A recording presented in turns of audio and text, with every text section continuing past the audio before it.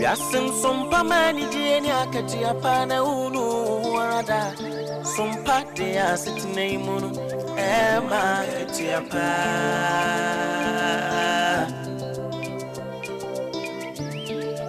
ye no mai munsam makudi munsam jina ne kasebo bijisam ni ejasu sem jina SOMPA de abama SOMPA FM ema akati apa SOMPA TV, SOMPA TV,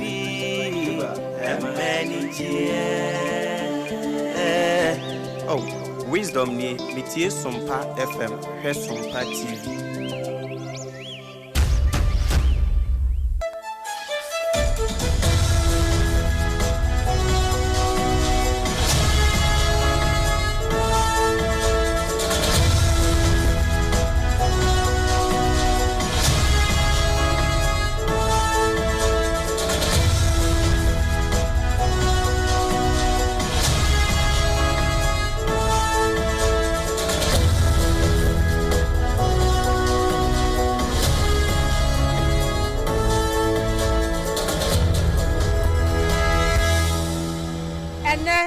Ojifu obosome no ne de toso aduonu enwotwe ene na nyankopon ayadom eme de fibri bosome no esi awie ye kra ene 28 February we nye 29 we ye 28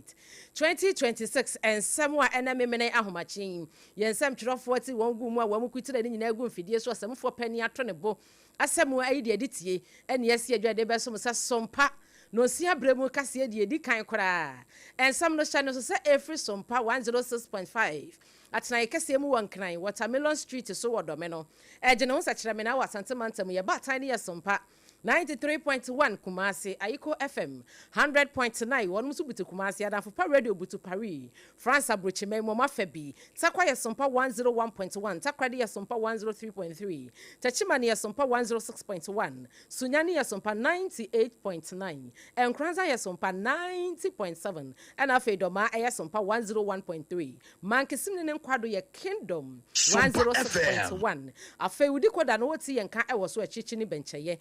Yanuanu wa mo ebutu kaneshi market so FB ewo kenesh eban radio afei doma FM so 100.7 wo mo febi odoma hinkuru na Facebook ni edamu live ebusuya hye ho sisi ya yesro kase ni mu ede na August na page ya free abesintintan fidie no so no wa like page na ma yen wa sha ma foforo nya bi ahwe wa dwenkyere na wo ya to wo no ya bo akire digadiga e de asomo SOMPA FM live YouTube no yeda mu nyina mo so ma se www.sompaonline.com website ye sem for panyo ru ataboate dama wakutire nsem nyina potokasa mo brofo a wode akogu afoforo bi ka ho obetumi akọ kenkan bi na no pay ya yesi adwai ensem a yedidi wontu ano hye no so na KGC Company Limited ekoba sempremo no wode adansie ne ma so yasene enti no na KGC no sia bremu ekase upa dansie ne ma papa dia wona kache na wo se wo Leicester Company Limited yes toothpaste and then a brush no what ya bedwa so no wo so di choose ye e ma wo senso ete bright no wanu mu ye hwam Midimafo Herbal Center Dr. Tamudasu ya de na ye chronic no fakọ pokwase mayira wonkran hana ya de na nyira ebo akọ agogo ewo Kumase kọ no ntu ya de na se John's Hot Kenke 3 Ghana cedis peko to bi koton ubenya faso obotru ewo so 20 na 74 ebi mo twani ti afa ni ti 74 kan di do na na na ye ema boost immune system no ema ya de gaba ewo nipadua no so no ena ewunya adaji ntimpanimfo akeka ne mabom de esi asom aya no apebiato na aboaboa ensam no de obeti bi eni yabekwa poemantamu Posi sadama wo hwaso nipa aduo no ba kompanchi ewo fama gudi a wo mutu a mfa mra kwa ho na emudu nso wo mo ebokenafo Ghana man penny his excellency Yera John Dramani Mahama dia to judge remu se de be ya bambosem ebetumi akoye nti penny for de ne ma bi agwa kwan mu Bechem Presec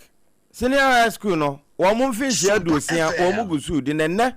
na wo mo twa aba e de ahwe ano wo adwabo kese ase emu nsem ye de ba Mama Party Nana Grada Patricia one mu kire mu se braso osi ebejai no date ya wo mo de ba ye eye de hia ene wo mu gya no no na ebi nso ye twe na sensen na regu Nursing and Midwifery Training College. One more principal no, you're suspended no. Bunoman tam no suani neka say you was said the municipal hospital wa empotam hono. Wo pese wo mane ye krabe twenti. Wo de niam bia gu akwan Abusua, ye ba wi akwa manone. What is UK? Wo mo yi wo mo nkrofo a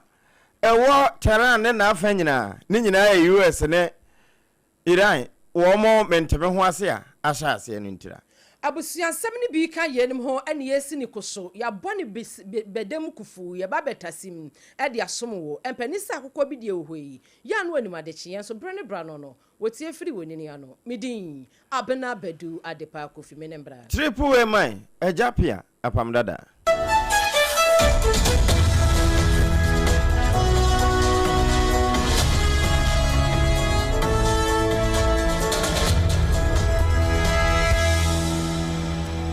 Afe ensemnuni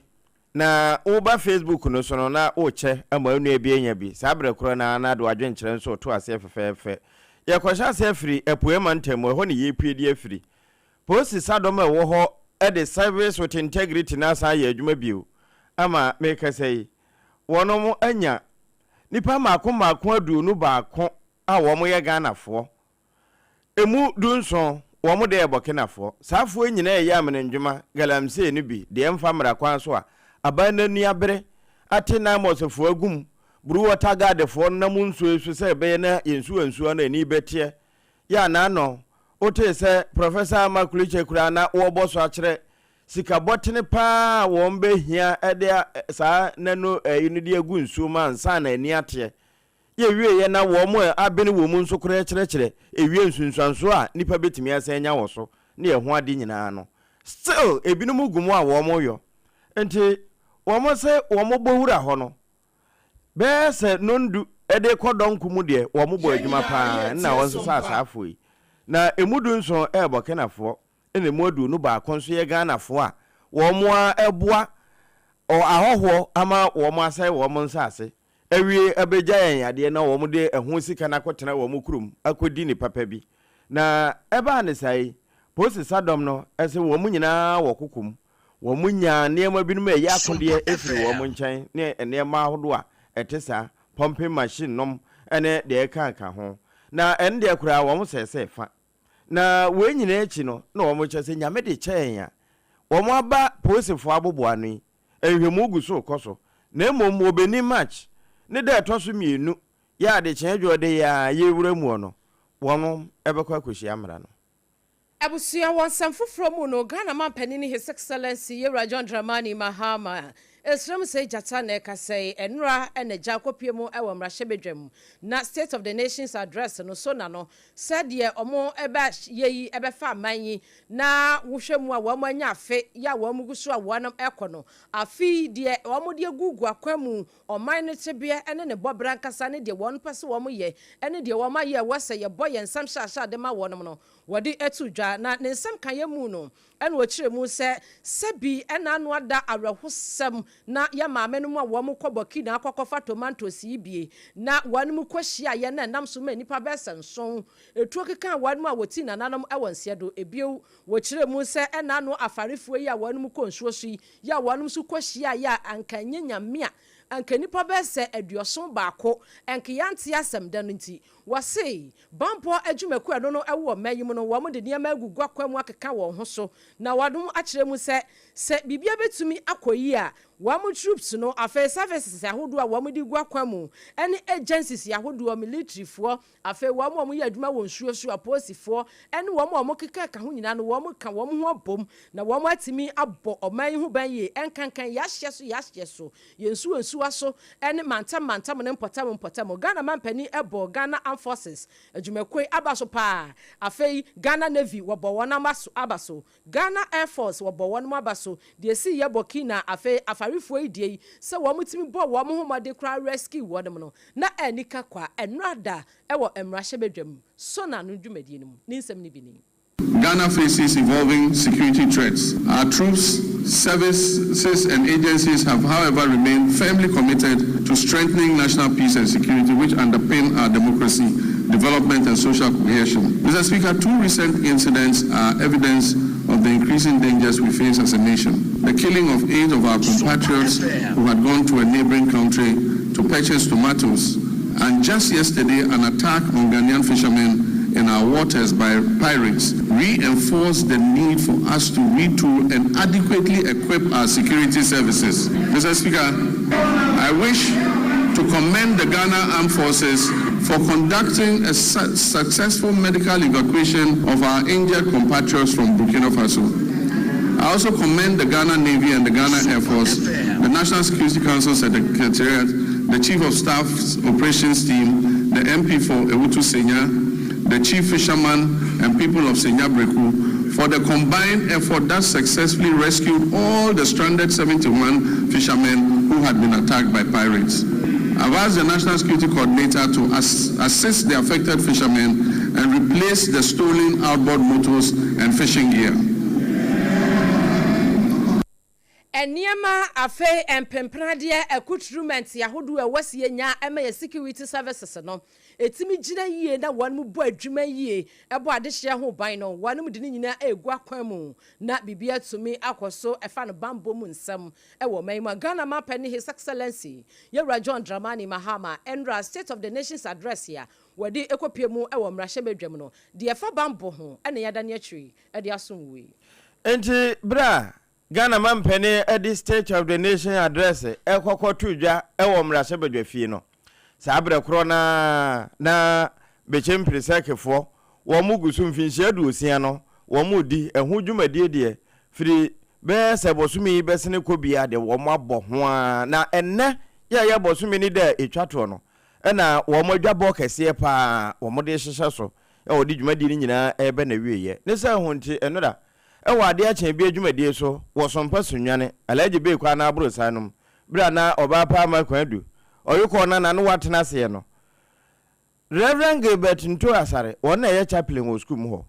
wo mo ba fiduanum ebe bobo nsam hodo bi so fa school no ho na wo mo ahobo a wo mo akire enti a enne wo mo to nsafra dasa se obi a mra adwumadie ni bi obechem 23rd February 1966 ana ye started school no nemom unfortunately na ade achi ya 24th February ana kwame nkoma amemo yetu ye ndi ye bi school no ade achi ye no ana yetu mampanyini amemo egu ye ndi my school no eko from kakra ana President of Ghana ebisuma ene atoli din edaswa edi school no abedi sabe esan se dwumedi nto ye sha se afia etwam no yedikan dwumedi efe no Founders Day 23rd February every year biano Founders Day eno last year sikosera nti ya solekese ededa onyankopon ase elu achi no ana launching of the 60th anniversary last year 8 May ye pa want to mawie no ana fe ye de enhye to akwamu se afi ye bedi wono ene school chaplain edema bechem Presbyterian Senior High School ye wo bechem Reverend Gilbert Nto Asare ewi na owura Emmanuel kwajampofo wono na ye senior house master ewo bechem presek wono nso dibi etoso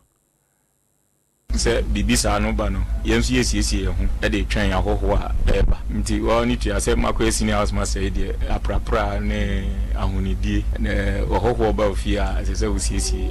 efie nti yeguso ahosiesie mu ano no nti ahosiesie no ebi ye painting na ebi nso ye adodo sene be ya bia be fefefe na yebetumi ahia ya ahoho nso a ebeba enu ewura kwadwampafo wona ye senior house master bechem presek wo ba pa ma kwan do oyiko nana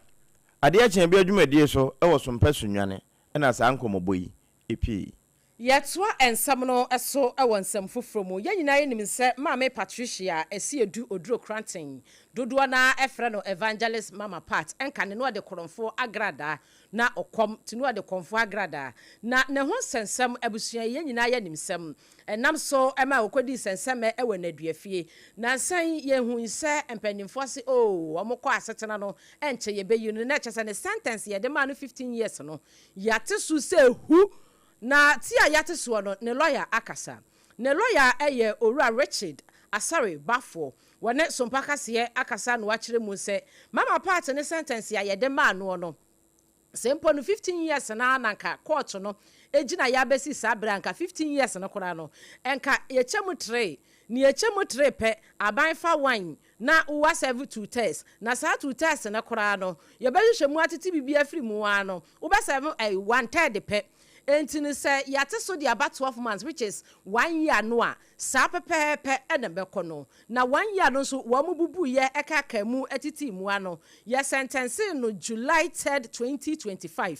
enti sa July 3rd 2025 no shasia na titi free mu a ehu se de 1 year no ene de atiti free mu de aban befa na nyankopon ayadom enche obeba na ne lawyer se nyankopon ayadom a obene match busumi ya yekosim ye etina ya first match ye nyankopon ayadom a ne da toso miensa na agrada ne terms no aso enti no echina ene nachi aka 3 days na yayi mama party lawyer ensemini. Mama Pat has a way of exciting everyone. You see, basically, when a court imposes a jail term, the prison itself has a remission scheme in place. The remission scheme is available to every prisoner. It is not a special dispensation given to anyone. It is available to all prisoners, of which Mama Pat is also part of. Basically, if you qualify for this remission, the jail term is divided into 3. The prisoner gets to spend 2/3 of it, and so to speak, the state also accommodates or take care of the 1/3. In our case, 12 months were handed down to our clients, and that would translate to 8 months. And the jail term was to take effect retrospectively. That is from the 3rd of July when she was sentenced. Meaning, if you were to do your computation, 8 months from the 3rd of July, that would take you to 3rd of March, which is why there's been this speculation that she'll be out on the 3rd. I believe this should suffice. That's the explanation. Enchechemu a lawyer Richard Asare Bafo ebetimi diama ya yetiawa mama party ne lawyer ni no watwitwa agene papa nyasem keto lawyer no ne sam kan terms kan fat kan ni bibia ekan yi enti no nyankopon ya adom a wasi yenhwe animu ase March 3rd na ekire se ebesi eda edwade ya na se benada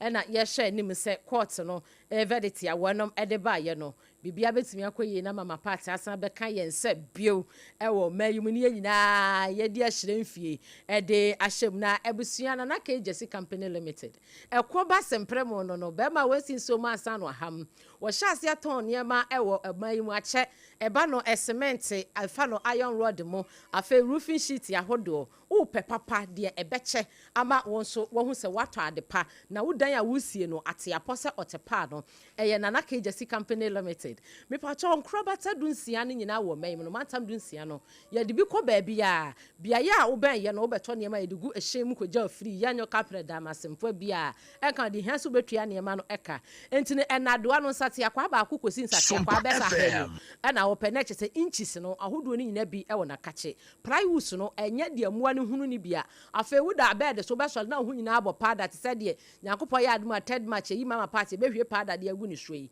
enso na chese o plywood no enya papa entina ye ne na amuwa ehunu building wires anase banding wires no ubenya ni nyina bi cement no wasenya cement bia wo ene edisi abansoro eto aso be edu ukon na ka ejesi won mo be cheche ni nyina mo ye free consultation wo de be ma wo na kumase ne kran for no mo fra yen e wo 0204 355 040 0204 355 040 na ka ejesi company limited enyo so 2074 ebi mo twani ti afre nti 74 ye na nanom di do akane no mo ye na wo mo di enuhini nuta hahama wo mo kan nyina bom ne aduasi kwansem anase kukuom na esija so ahomachi bia na nasode no wakua no na wahitim na mu ayedede unumbi ansa no akọ school unumbi ansa no akọ fom unumbi ansa no akọ adwam na aboa me yenyini che entini kanene na yesisi nchiachia by heart sa sese wuni breni adaje empanifo akeka ni nyina bom ye di DH ya som ye di abadwa so eye portable and colorful and that Facebook ne so no edrowe abusuanya nwono wonum wete se de wonum nsuo enti no wo mo se me de mpa edre no me mpa bibidro no pacho wudie nie eye 2074 edro bia wonum bia obi wase me de edro so pacho wonum ka ho a hwinsi enti no ya no akwa akoto bi na ebusi immune system no yade bia se prostate ho sensam eba no HIV na bia wanya ebusi immune system nti e ma moawa no anase nkwamwa no ekwan ewo ni peduanim enti aya na wakwakope bi na aboa fesi table so anopa bobobi enwumre bobobi eye T74 ni do so puo mu no enkran ha okeshi drugline ye de akogo se chapo Kumase Ashtown calling Nakeba ho ye de akogu agime 0246 073 498 and 0501 628 931 na 20 na penny for nyo so ubechu say Leicester Company Limited wo mo the Yas toothpaste any Yas toothbrush abedwa so me fa so ko dwa so a wo se me pe yazefo enro no a ye de twi yesi no ebi ye wo Yas total care eno ne yede atoso no eho ye kokko kama etwi sin yi hu kawankawa ni nyina ma ase no pie white your whitening one ho enti no eno so udi twi sin ma ase ni pie fita kane na ne yede asawa ekaja ne yede abonsum ne yede atwi ese no ena ebi ni ho enti no unya whiten one na ebema ase no apai fita pa nya asam keto aye heba one so ho eno no aya na utahu se moja bi fifiri usimumba na hu se ase de bia mu usinimu ya wunya sat heba toothpaste ni bia ye yazede no ebetumi aboa popopopapa enka wonu mebeyi ni nyina de afiri obemu wanu atenwan yaz na afei wonom yaz paste na akasa so ewo honom de mse mema no epepa no eno so ya no so apebi na aboa wiye na ye wo yaz toothbrush ye no no anu nya de ewura kones honom yi hu nyina kama yaz tooth brush na ukodwa so a won so wapebi 0501 619 number we yan for na wo mo pebi atu ne de no afi kumasefo ne so 0501 390 338 na yazin penny for nyo so Dr. Tamoda so watch no our left and right and anu ani obapa interview with Tachiman say oh obapa ni ntwa picture watch na bo left and right enya asam ketwa medima for herbal center Dr. Tamoda so no was time no wo de to yade no so ma yade na dwan na murumumika enti ya no akona kachi o yade na ye chronic na chese krankro yade no adena so ache wako Libya wako India wako babia ba yade ne se otede otie mpacho Dr. Tamoda so se winhia ntia enko de tamato yade ne so dada stroke ya dwedwe obetu ase afa infertility oba ne beba ni nyina mo kona kache na omo amono antini se te na munya bebi ngenge enfa ntomo na so typhoid no yebetu ase eba no sabo afa eba no brebo no ho sensem no so a ni nyina Dr. Tamoda so ebete ne te pokwase mayira ewo nkran ha kona yade no enyira ebo kwa agogo ebutukuma ase mpacho mo ne agogo school no government school na ewo ho no di nhwani mu 0244 774 282 and 0500 727215 Dr. Tamoda so ubedi dokono papa dokono de yellow corn aye dokono ya moton dokono ane bo fo just hot kenki 3 Ghana cedis pe nti mu amoton kra dokono no yate obere so se hu nya fe na akoto aburo akodwa so afe wu kwa afidiem udi kosa ho ubegu nsuom ube ho oh da bi eho nti ya charity ya just what kenki betu koton uton 3 cedis no ye ho no betumi age 5 cedis and 7 cedis mu amudi mu ye programs ni nyina no so mu betumi ababa betu bi na mu de akwa mu dwuma bia ye butu nkran he ya dome ye ne commercial bank ne commercial bank no echi wo dome enkran ha munyi mai na monfra ye ne fa dokuno ni bi mre mo ba bia wo de wo kuma se kura fran wo se just hot kenke me pem kenke ni bia ton wo kuma se ye de be bre ododo ene ka asa honya na no anse ye de gu ka se ma tro din abo ho bagaya ne de abre wo 0256 068 832 0256 068 832 just what kenke wanom emano no na wo so ento dokuno ni bi emano ba bia yeto ensam no eso ensam foforo mo yeto aso ayeko na ligu na nurse na midwifery college wo ho wo mo principal ena sesi yewura kwamna minta aka no so afọ hwe yapomuden ho nsam so asase papa na wo mo ntwe nsensen na wode ne nto abo no a wode sra aya asabia hodo apomuden hwehwemu entete bia hodo no wode ne de baako ekokopiem ewo na legu nurses midwifery training college ho na eho no nkomobo bi na mpanimfo bi betia ne na so se onabo wabai sase modie mepaacha opa ti wani na hwe naka na de principal ye wo ha no chese agina moabo bi a watwa to ho ya yenia no se basa wodo ba be ko ho nko ade a ubetua ansa na wanya maba no enso kwa mea bi no mu a entete bia ne bi wo anya sa na tie enti yesre wada ama kane ni padodo ananka eba ha na se sote enti yesre sase modie hwe naka ona bonso anasam no sokora eba sa wo bisa busamu nkakra na se wo mode tototo so no ano ehwemu guso koso de nenso wahye se panenyi wo mo ntwe nsensen animu ya na fe hwemu mapa enkoso ebio wo sanso de ato wo no ma aka esansa wokoto sa aboa na tiwunua so a ye ka se sore ye nso enye sore ne so ene jada unu abodwese mu a wo de ne de yese wo da nso no mu ankasa utirinyu kure ni kwanse pie wo hye ase na uyi boboro so pie na wo bo we so no ene wo be che se wuni nso a wo mbe so opa se ene protocol ene wo betua sei ene ehon ho no se tie bia wo mbe ma emra ene wadi na adiye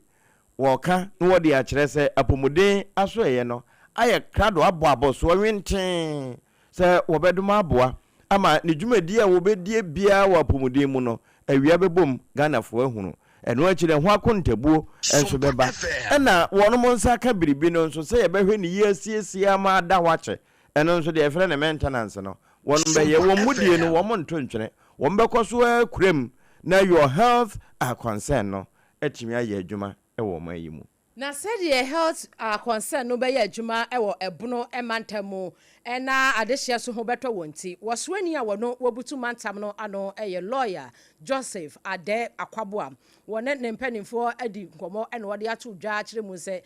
Sunyane Municipal Hospital no wono pese wo mo adi akande bi eni ho a entuma entani into regional hospital ana se akande a ebeboa ama Sunyane Municipal Hospital no ebetumi atre na ahyem no wo mo di ni nyina bi ba be hyehyem na timi aboa ma ya hye ene aya samapa etumi akoso wonpotam obio wasire de eno no ayebono regional hospital ni sei no wono mo gusu upgrading nkakran se ebetumi abedane teaching hospital se de be ye beboa de hye ewo ayahye ensem lawyer Joseph Ade Akwaboa ni nsemni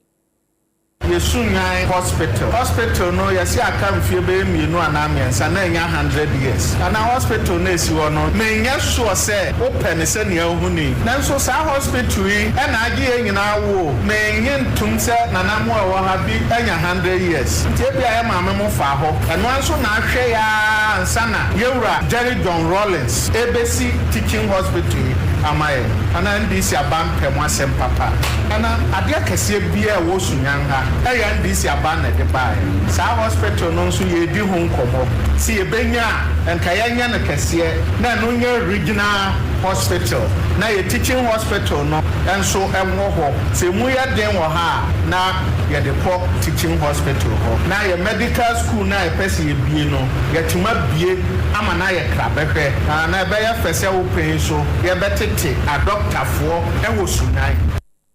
ebeye fe papa ebema Sunyane anafe buno mantam ni nyina no anim abenyam ne krokre mu no lawyer Joseph Ade Akwaboa ekire mu se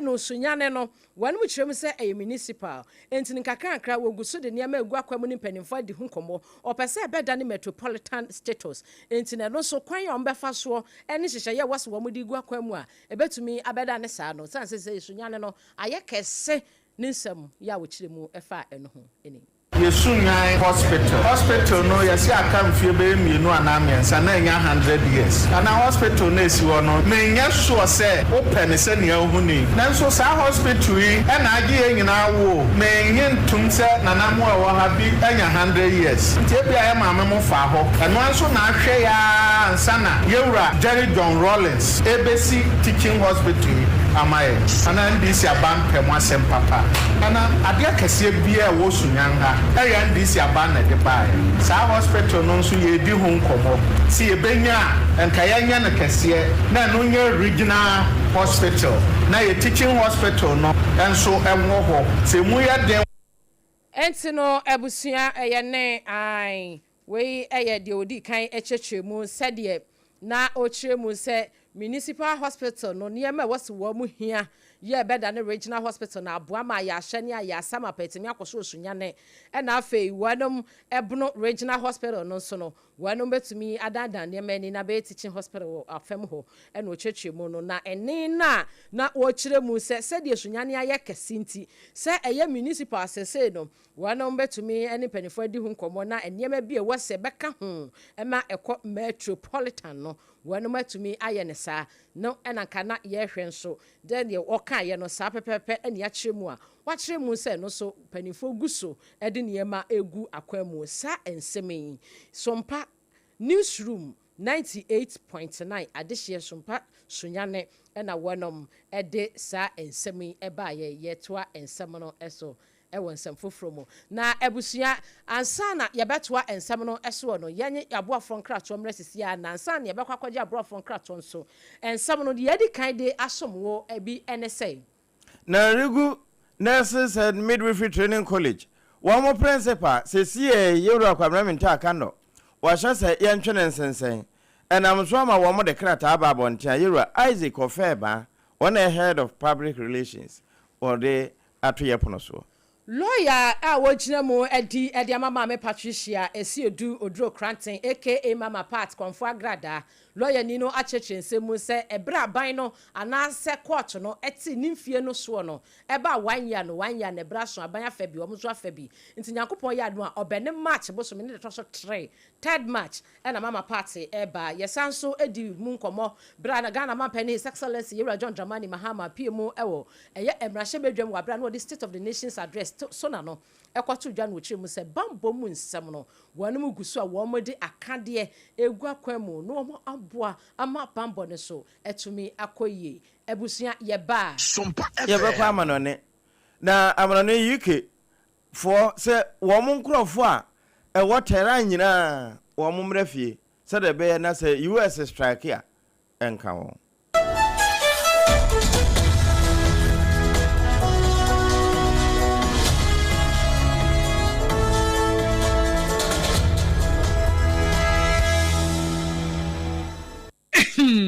Medo edrano pa wutimi to wo boase etwitwiwusi o ado na so ni se mede yas toothpaste and the brush and the twitwimesima minya homka senti na ye bokoi na medie me all time favorite yas herbal toothpaste and the brush aboa me amasesei menum so a enwunu anasa de ehia me selfimfem me biem na wo hwasa mesi ayefita asesrecha homa na eti brightens yas whitening toothpaste and then the brush and then me do shimisi enti na wo see fe na yas total care gel toothpaste and then the brush ni de ebo wo se ho ban demu ni nyina ema wonum ye sham oh yes enu krotrodo yas herba yas whitening and yas total care gel toothpaste and then the brush abusuan chamfa se wo pedudu tu e won kran ha for Leicester Ghana Limited and was 050-161-9588 Leicester Ghana Limited and the yas toothpaste mo ahodo and the brush abadwa so abeboy Endpoint Homeopathy Clinic Ghana had the obi enim sesa ye prostate na baby omutimi ye screening ema hu ni ye etu ase a na ye Endpoint Homeopathy Clinic anase ye kidney ye liver problem wo fa baby na adjujo na de fa ne premature ejaculation no a ba ma bi a wo ne wodofo akwakwahia asa wo di ne ho agro asa wo tonte ene ye bra Endpoint Homeopathy Clinic na ye moa e ma ne mema mo pa wo ye Endpoint Homeopathy Clinic wo mo da mufua yare bia infections bi ne wo ho anase bia wo hwa wo fa baby na adjujo kidney problem prostate de ye Endpoint Homeopathy Clinic kuma se obehu Endpoint Homeopathy Clinic e wo konoma boy hia e na Accra hanso so de wo mo gina mu ankasa e wo Spintex baby friend share signboard no hudru na obusasa wo pe Endpoint Homeopathy Clinic obia e be kire for Endpoint e wo 0244867068 and 0274234321 Endpoint Homeopathy Clinic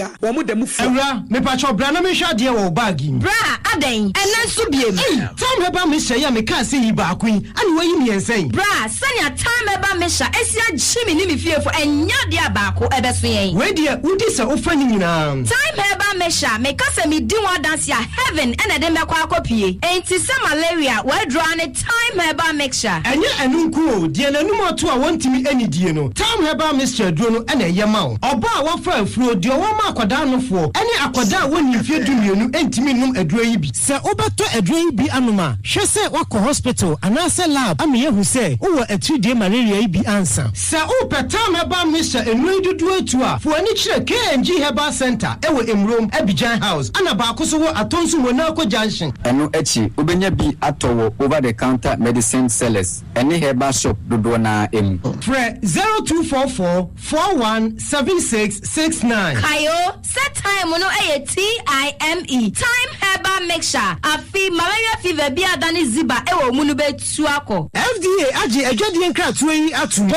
Tontonte. Yenum nsane efadwen. Ne efadwen mpa. Say na nim se bre bi beba ama tonti na 74 opa ye ne simple. T74 abeye aduru. Tonti na 74 ana T74 asa twe yadwene esina nanom dodo so. Se de na dodo bua ma nanom enyare basabasa no saa na tonti na 74 ana T74 ebu anipadua no. Emo immune support enti obi onum bie no abre bia ne ho den. Tonti na 74 yi nso yaye ne se nsuo krokro wa kama enti ba bia wonam bia obetimi de wade akọ. Samene wa ankefi na ekroyi eda no nko na wie ye wa bra mennom T74. Se mennom tonti na 74 menya hodin mennom ne da bia. T74 yi eye hahama ene ye de aye na DHC ena aframa na ye kama saa no. T74 ahoden ni apomuden ko a. Woko pharmacy ana ba bia to nwo bia ubenya tonti na 74 yi bia to. T74 yi enye ma oba wa fafuro ana obi a oma nufo ana se obi a onya mfie dumienu. Eto phone 050-162-8931 and 0246-073-498.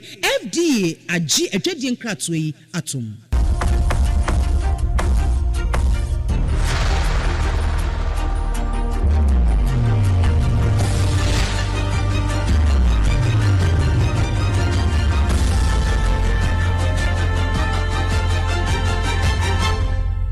TV Emma Akatuapa. True, Emma Akatuapa pam pabusia ye wie kase no. Na UK United Kingdom kan ebrochire hima kuroma ne wo hene teso no. Wo mo se won krofo a wo mo wo Tehran teacher embassy ho eye adwuma nyina mrafie. Na US de kura no mempani abadi akire JD Vance. Kura postu na watcha sade eniema no nsi kwa iranfo mra ma wo mo ntena pono ho ni nkomo enye nhyehyɛ ya bɛboa afan no nyina wo mo twe ntanko no sɛ woyire wo nsamu a yebum ntenya ba ne se a sabi o ayese petrol a yedi gya bembe ho nyame ampata betimi ahye ama yeye ne sɛ ho nti wo mo frɛfrɛ wo nkrɔfo sɛ wo mo mpɛ ne tono ne no a empɛ obi a mo yere fra betu nti wo mo mra fi ansana ni besi anyasi we ya ye kan no US ambassador Edema Israel Mike Hukabi wono nso eka kire ne nkrofo kura no da se de opeso kofie bia afiada no won kofie enu di adanse se biribi betimi asi ama yeye endi sa afoforo twetwe wo mo de a de wo a wo de wo pese nkrofo ka ho no ma wo mo ntena ho we ni ama ne bo a eboboba nanso ni nyina mu no mediator ya wo o ma ho chere se wo mo guso a etoto se eniema ebetimi akoboko na asundwe bua no afanu ni nyina ate won ho ase anoma no abusua kase no asi ensem a yedidi wuntu ano na ebi enese yeko wo manye pueye mantamu posi sadom no anya nipa makomako aduasa nwotwe panchi aso emudu nso omo yabokenafo do nu baako ena ega nafo a na wo mutu galamse Bruman Samsuani Dr. Lawyer Ade Akwabua Joseph Kennedy ho wase Yakopon ayadom ema sese sunyane municipal hospital no enema egu akwam a wonom epese wonom ema no beda ne regional hospital nti wo mo de bia egu akwam a wani yen edi mu nkomo afei Ghana mampani his excellence Era John Dramani Mahama say said ye bambo mu nsam betumi akoyi nti akade e na afei niam wase wo mo de boam ema eye bambo adwumako no wo mutimi bo adwuma yie nkanka yahye so yensu aso ene potem no wonom etumi ede akwa kubo adwuma ewo honom lawyer edema mama party mama Patricia esiama odro kwanten ene wo kasa yi wase said ye kwat no ede ne willings eba ye no 15 years no so ba 1 year no 1 year ne brason 3rd March ena yenhwe Comfort Agrada aka mama party enim kwan ese wani Quarto wako 7 sentence nyina wie tisi a wo ba bibia eni akire ebio Sompa FM enoso ana yegina ede no nsiabremu kase no na Kojoje Company Limited edom so yasene na eno achi 2074 dudu no ye nonom ye ma ye no muto so a yetimi di just hot kinky brekwa ne ye de ya toothpaste brush ana atwi yense na edimafo herbal center what the time to ye kase eboyi so no na ekofa yankura batani nyina ewo mayimu 93.1 wa santimamu sada na yiko 100.9 so edema wo mo sabre kura na 101.1 takwa 103.3 takwa de 98.9 sunyane 90.7 eno ayankransa na 106.1 techimai 106.1 kura na kingdom wonmo nso efa bi adafo pa radio France abrochimamu opejai ema wo muti www.sompaonline.com ensem nyina okwa ya chechera koto yiru atabo atenti ubetumi esenim wakenkan bi ena Facebook no so no St Augustine ede ekọ ni YouTube nyina Sompa 106.5 FM Accra ena Sompa FM live decoder no so ni ejina ho triple A mine AGYA APPIAH APAM DADAA anopei mene ABENA BADU ADEPA Kofi ebusia